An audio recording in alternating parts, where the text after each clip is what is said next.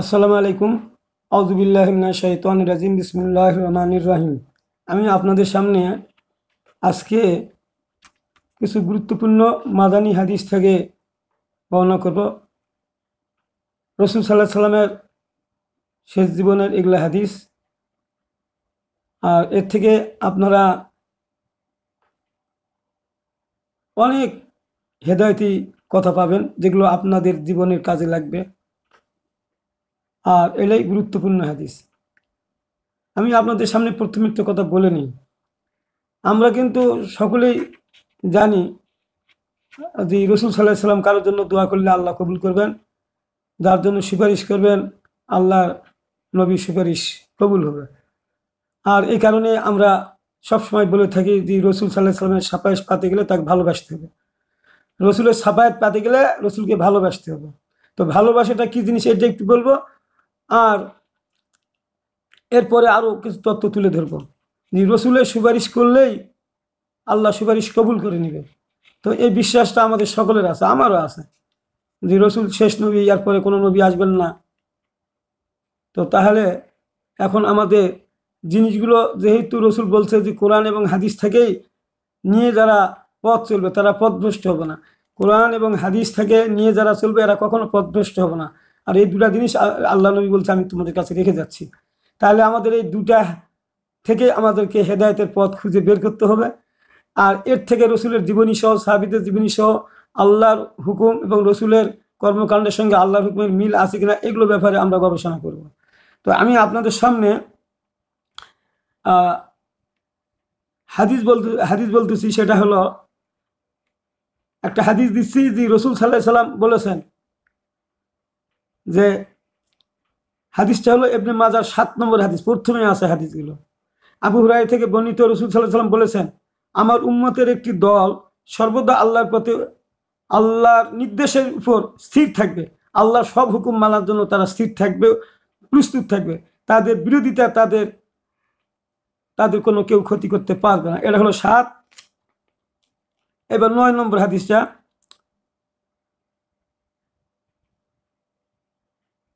এখানে বলা হচ্ছে যে শোয়েব বিন মোহাম্মদ থেকে বর্ণিত, মুয়াবিয়া রাদিয়াল্লাহু তাআলা আনহু ভাষণ দিতে দাঁড়িয়ে বলেন, তোমাদের আলিমগণ কোথায়? তোমাদের আলিমগণ কোথায়, মানে মাওলানাগণ কোথায়? আমি রাসূল সাল্লাল্লাহু আলাইহি সাল্লাম থেকে বলতে শুনেছি, কিয়ামত পর্যন্ত আমার উম্মতের একটি দল সর্বদা লোকদের উপর বিজয়ী থাকবে। তারা কারো সাহায্য নিতে আগ্রহী থাকবে না। তারা আল্লাহর উপর ভরসা করে তারা লড়াই চালিয়ে যাবে, সত্যের পক্ষে তারা লড়াই চালিয়ে যাবে। এই দলটা থাকবে। আরও এই ব্যাপারে আরও অনেকগুলো হাদিস আছে। এই যে আবার এটা 10 নম্বর হাদিসটাতে বলা হচ্ছে, সূরা ইবনে মাজাহ, সেই হাদিস। সাওবান থেকে বর্ণিত, রাসূল সাল্লাল্লাহু আলাইহি সাল্লাম বলেছেন, কিয়ামত পর্যন্ত আমার উম্মতের একটি দল সত্যের উপর স্থির থাকবে এবং সাহায্যপ্রাপ্ত হতে থাকবে। মহামহিম আল্লাহর নির্দেশ কিয়ামত পর্যন্ত আসা পর্যন্ত তাদের বিরোধিতা তাদের কোনো ক্ষতি করতে পারবে না, সক্ষম হবে না। তার মানে এই দলটা সদা আরো হাদিস আছে, সেখানে বলা হয়েছে তারা কিয়ামত পর্যন্ত একটা দল থাকবে, তারা জিহাদ চালিয়ে যাবে। এগুলা বুখারীতে আছে, আমি হাদিসটা নিয়ে আসতে পারলাম না এখানে।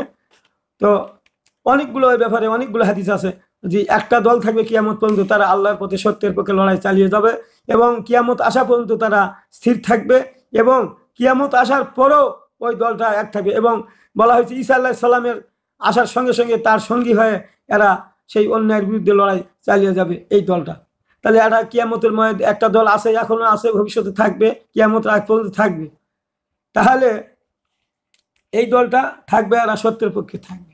আমরা বলি যে রাসূল সাল্লাল্লাহু আলাইহি সাল্লাম বলেছেন আমরা শ্রেষ্ঠ উম্মত, আমরা শ্রেষ্ঠ কাজ করলে আল্লাহ আমাদেরকে ক্ষমা করে দিবেন। এটা আমরা বলি কেন? এটা হাদিসে আছে, বলে থাকি। তাহলে রাসূল সাল্লাল্লাহু আলাইহি সাল্লাম তো বলেছে শ্রেষ্ঠ উম্মত কারা, দেখেন। আর আমরা রসুলকে ভালোবাসলে আমরা সুপারিশ পাবো, এই দাবি তো আমরা করি। তাহলে দেখেন, আমি একটা উদাহরণ দিয়ে আবার অন্যদিকে যাব ঘটনাটা নিয়ে। তো এখানে আজকে একটু ছাঁট কথা হবে। রসুল সাল্লাল্লাহু আলাইহি সাল্লাম যুদ্ধের ময়দানে যখন উহুদের, তখন তার মাথায় যখন আঘাত লাগলো, হেলমেট ভেঙে গেল, তখন তিনি বেহুঁশ হয়ে পড়ে গেলেন। আর তার সামনে আবু তালহা দাঁড়িয়ে, রসুলের যেন তীরের আঘাত না লাগে, কোনো মানুষের আঘাত যেন না লাগে, তিনি দাঁড়িয়েছিলেন, পাথরের আঘাত যেন না লাগে রসুলকে হাত দিয়ে এরকম করে আঁকড়ে ধরেছিলেন। তো ওই হাদিসটাতে এসেছে যে রসুল সাল্লাল্লাহু সাল্লাম বলেছেন যে তার শরীরে আঘাতপ্রাপ্ত হয়েছিলেন ৭৭ থেকে ৭৯টা আঘাত লেগেছিল, তার তীরের আঘাত সহ সব মিলে তো লেগেছিল। ওই হাদিসটা আলাদা। এখন পরে হাদিসটা হচ্ছে যে রসুল সাল্লাল্লাহু আলাইহি সাল্লাম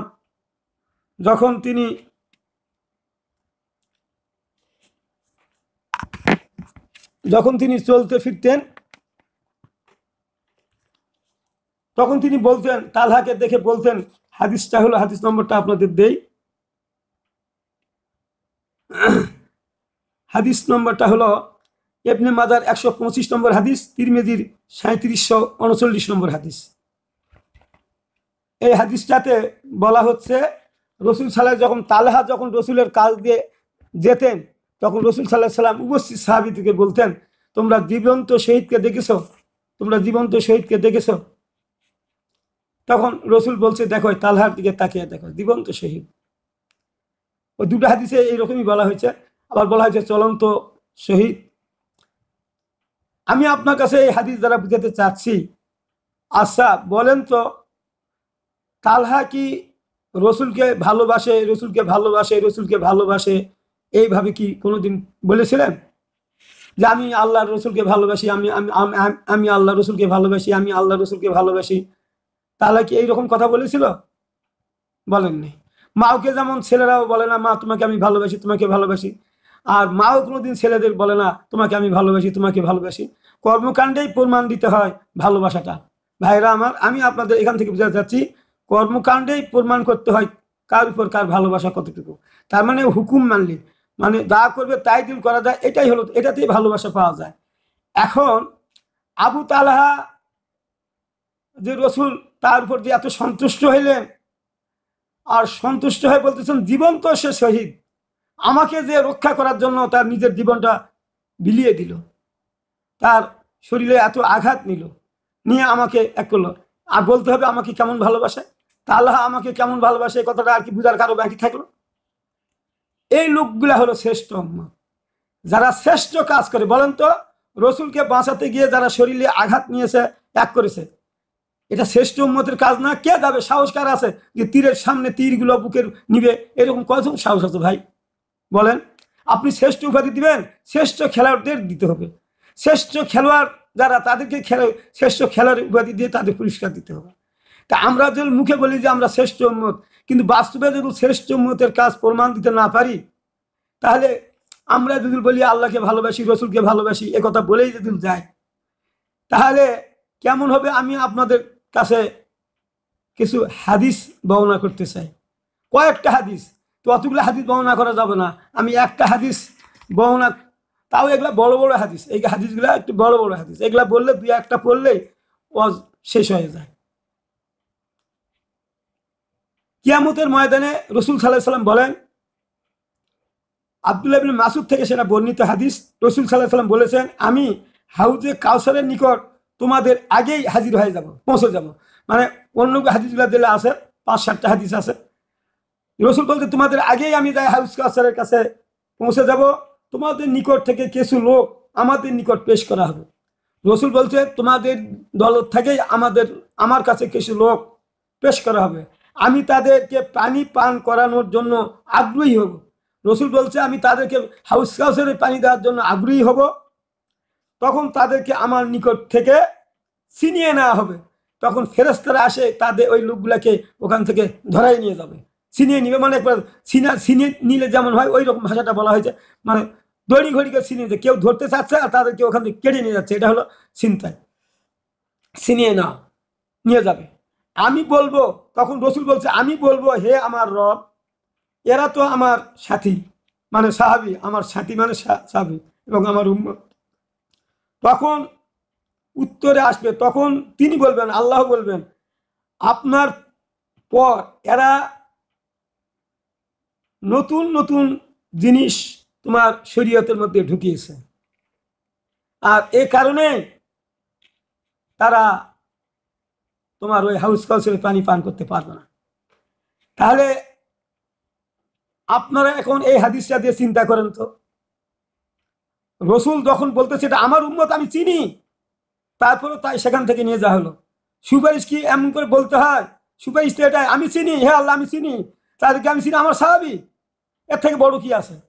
তারপরে সেখান থেকে চিনি বলা বলা হলো যে তোমার পরে শরীয়তের মধ্যে কিছু উদ্বৃত কাজ করছে, কিছু বাদ দিয়েছে।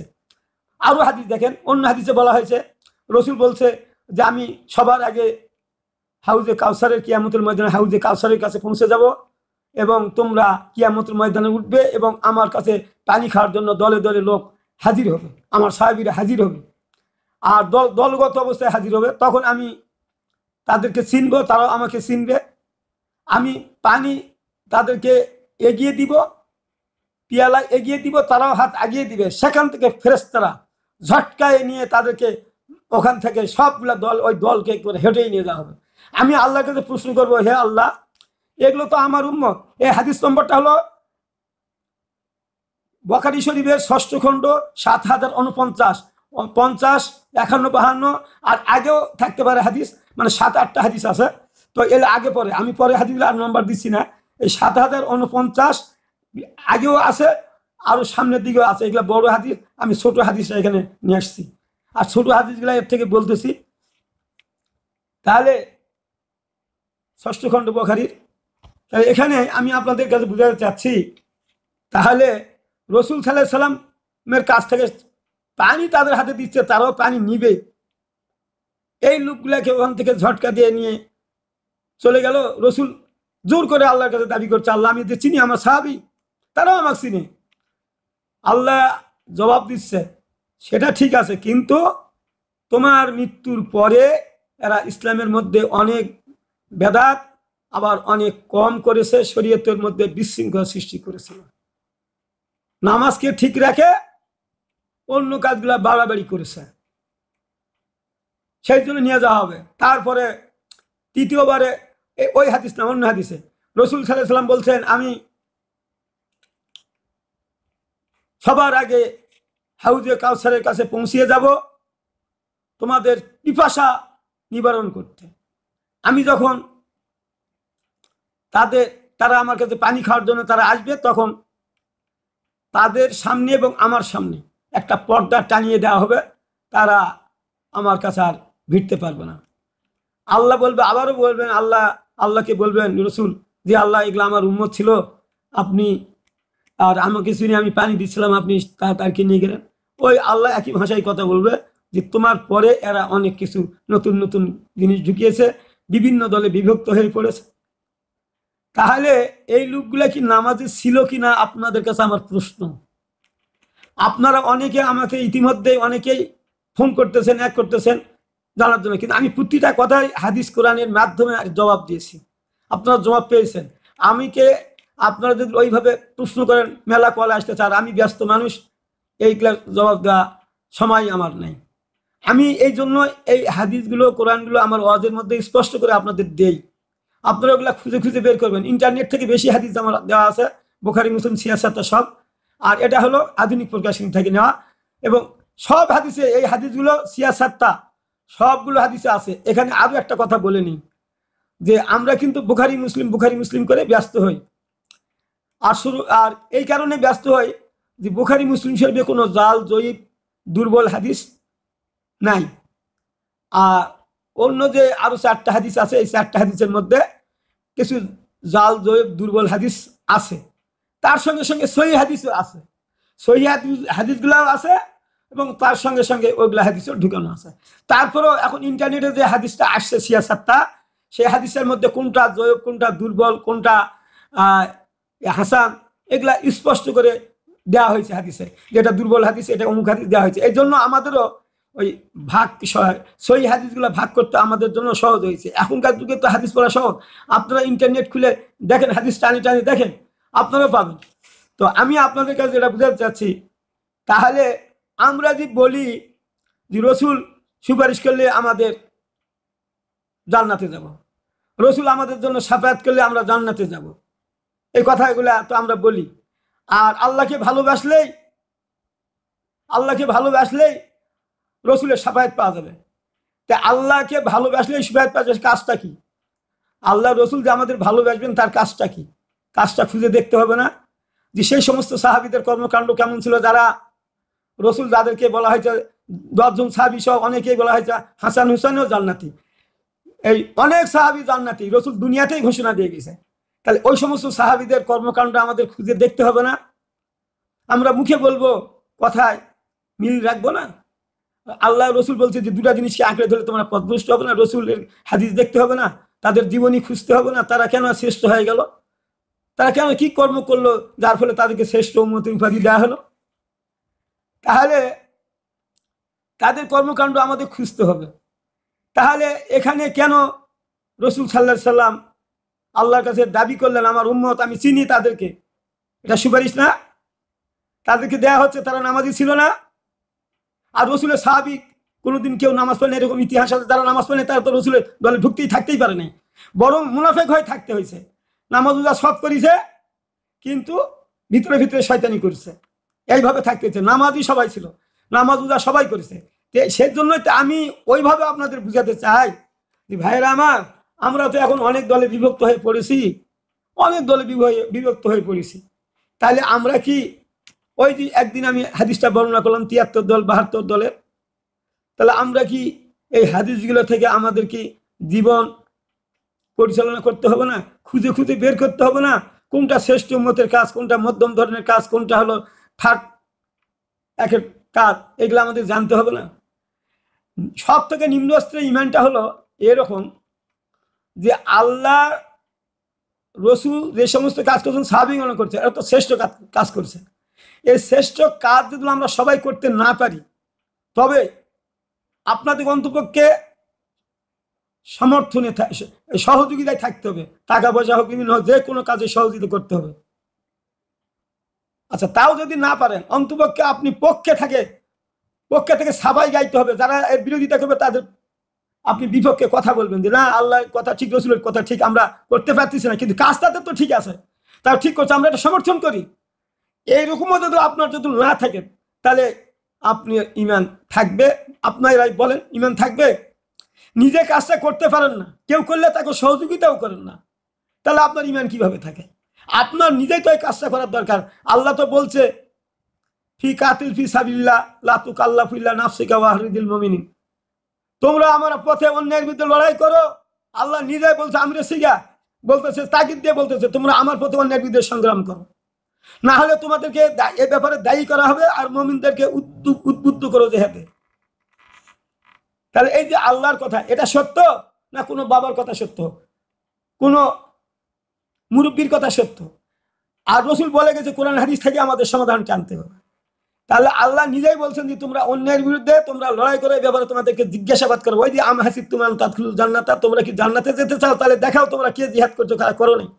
এই প্রশ্নটা তো কিয়ামতের ময়দানে হবে, যারা যারা হিসাব নিবে। তাহলে সেদিন আমরা বিপদে পড়বো না? আমি আপনাদের বুঝাতে চাচ্ছি যে আমরা রসুলকে ভালোবাসি, বাসলেই জান্নাত দিবে, রসুল সাফায়াত করবে। তো রসুল সাফায়াত আব্দুল্লাহ বিন উবাইয়ের জন্য করে নাই, সাফায়াত করে নাই, তিনি জানাজার নামাজ পড়িয়েছিলেন, জানেন খবর? তারপরে কি আব্দুল্লাহ বিন উবাইয়ের এক মানা হয়েছে? যখন আমি আরেকটা আয়াত দিয়ে আমি ওই দিকে যেতে চাচ্ছি, ফামা তানফাউহুম শাফাতু শাফিন, ফলে তা আল্লাহ তাদের সুপারিশ তাদের কোনো কাজে আসবে না। তার মানে কেউ সুপারিশ করলেও, রসুল সুপারিশ করলেও তাদের সুপারিশ তাদের কোনো কাজে আসবে না, কারণ তোমরা সরাসরি কাজ করো নাই, যারা কাজ করছে তাদেরকে সমর্থনও করে নেই, সহযোগিতাও করে নেই, আর তোমরা তাদের বিরোধিতা করে তোমরা এই কাজগুলো আল্লাহ এবং রসুলের কাজগুলোর বিরোধিতা তারা করছে আর তাদেরকে তোমরা সমর্থন করছে, তাদের পক্ষে ছিলে। এই কারণে আল্লাহ নবীর সুপারিশ তাদের কোনো সুপারিশ কোনো কাজে আসবে না। সূরা তওবার ৮০ নম্বর আয়াত, ইস্তাগফিরু লাহুম আও লা তাস্তাগফিরু লাহুম ইন তাস্তাগফিরু লাহুম ৭০ মাররাতান ফালা ইয়াগফিরু লাহুম যালিকা বিআন্নাহুম কাফারু বিল্লাহি ওয়া রাসূলিহি ওয়াল্লাহু লা ইয়াহদিল কওমাল ফাসিকিন। যখন আব্দুল্লাহ বিন উবাই যখন নবম হিজরিতে মারা গেলেন, তবুক যুদ্ধের পরে বোধ হয় যদি সম্ভব। তো যাই হোক, ওই নবম হিজরি, তো তার ছেলে আব্দুল্লাহ জলিলুল কদর সাহাবী তিনি তাড়াতাড়ি করে রসুল সাল্লাল্লাহু আলাইহি সাল্লামের কাছে গেলেন, যাই বললেন, হে নবী, আমার পিতা তো মারা গেছে, আপনি যদি আপনার গায়ের যে চাদরটা দেন, জামাটা দেন, কোত্তাটা দেন, তাহলে আমি আমার পিতার কাফনের কাপড় দিয়ে এক করব। আর আমার পিতা যেহেতু আপনার সঙ্গে থেকে নামাজগুলো সব করছে, কিন্তু কিছু কিছু হুকুম অমান্য করেছে, করার কারণে সে মুনাফিক হয়েছে, মুনাফিকের খাতায় নাম গিয়েছে। হে আল্লাহ নবী, আমার পিতা আমার একটু মহব্বত হচ্ছে, আপনি যদি তার জানাজাটা একটু পড়ান, কুত্তার গায়ে কুত্তাটাও দেন এবং জানাজাটাও পড়ান, তাহলে হয়তো এর বিনিময়ে আল্লাহ তাকে জান্নাত দিবে। এই বিশ্বাস ছিল, যেমন আমাদেরও বিশ্বাস আছে, যে আল্লাহ নবী সুপারিশ করলে আমরা জান্নাতে যাব। আল্লাহ নবী সুপারিশ করলে খালি মুখ দিয়ে বলবো যে আল্লাহ রসুলকে ভালোবাসি, আল্লাহ রসুলকে ভালোবাসি, এ কথা বললে আমাদের ভালোবাসা হয়ে যাবে, কর্মপদায় করতে হবে না, এরকম চিন্তা ভাবনা আমাদের তো অনেকের। ভাইরা আমার, রসুল রাজি হয়ে গেলেন। কেন রাজি হলেন জানেন? রসুল জানতেন না উনি মুনাফিক? জানতেন তো, কিন্তু যেহেতু আব্দুল্লাহ বিন উবাই বহু যুদ্ধে অংশগ্রহণ করেছে, রসুলের কাছেই থাকতো, সব হুকুম পালন করছে, একটা হুকুম অমান্য করতেন না, তো যদি রসুলকে অস্বীকার করে তার মনটা খারাপ হয়ে যাবে। সেই জন্য ঠিক আছে, যাও, আমি এই কুত্তা নিয়ে যাও, আর আমি জানাজা পড়াবো। যখন রসুল জানাজা পড়াতে চাইছে, আর ওই আনন্দে ফুর্তিতে আব্দুল্লাহ তখন সকল মদিনার অলিতে গলিতে চিল্লাই বলতেছে, আজকে আমার পিতা মারা গেছে, রসুল জানাজা পড়াবে। যেই উমরের কানে গেছে, উমর কাছে কি ব্যাপার, রসুল জানাজা পড়াবে এই মুনাফিকটা?